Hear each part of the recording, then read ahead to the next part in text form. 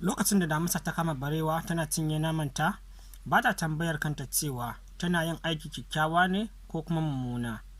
Babu jin nauyi a ranta, kuma ba ta neman wata hujja. Wannan matakin wani ɓangare ne na daga rayuwarta da kuma tsarin abinci na halitta. Kuma ta hanyar yin hakan, tana taimakawa wajen kiyaye daidaiton muhalli. Idan babu waɗannan namun daji, wannan daidaito zai lalace. Yanzu kalli ɓangaren tsirrai. Bishiyoyi suna girma ba tare da sun nemi taimako ba. Sun san takamaiman lokacin da za su girma, lokacin da za su rage sauri da kuma lokacin da za su zubar da ganyayensu. Wani lokaci ma za ka ga bishiyoyi sun kauce gefe guda, suna barin sarari domin wasu bishiyoyin su sami damar girma. Babu gasa, kawai zallar basira ce ta rayuwa. Kalli ƙwayar fure ko kuma iri. Idan aka shuka shi a ƙasa kuma yanayi ya dace, ya san abin da zai yi. Babu wanda yake bayyana masa ga yanda zai zamo bishiya. Baya buƙatar wani ya ƙarfafa masa gwiwa. Kawai yana bin tsarin halitta ne. Yanzu kalli sararin samaniya, taurari da sauran halittu. Komai yana tafiya ne cikin tsari. Komai an lissafa shi, kuma komai yana cikin daidaito. Babu abin da aka bari a zuba haka kawai.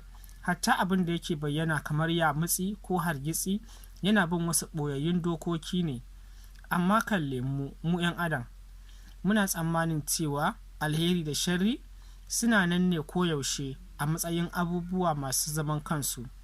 Alhalin kawai dokoki ne na ɓangarori daban-daban. Muna rikitar da abin da yake a bayyane, kuma a lokaci guda muna fafutukar cewa akwai dokokin halitta waɗanda suke tafiyar da rayuwarmu baki ɗaya. Dokoki ne waɗanda ba sa son kai, kuma ba sa canzawa. Gaskiyar ita ce, ta hanyar lura da tsarin halitta da kallon yadda yanayi yake ne kawai za mu iya fahimtar kanmu. Halittar kanta tana magana da mu, tana koyar da mu kowace rana cikin shiru da kuma cikakken tsari. Wannan shi ne yadda magabata suka fahimci rayuwa. Ta hanyar kallo, ta hanyar bin tsari.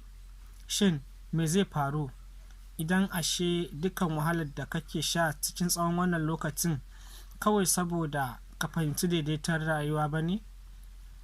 Asalin abin da nake so ka gane shi ne, rayuwa tana da nata tsarin.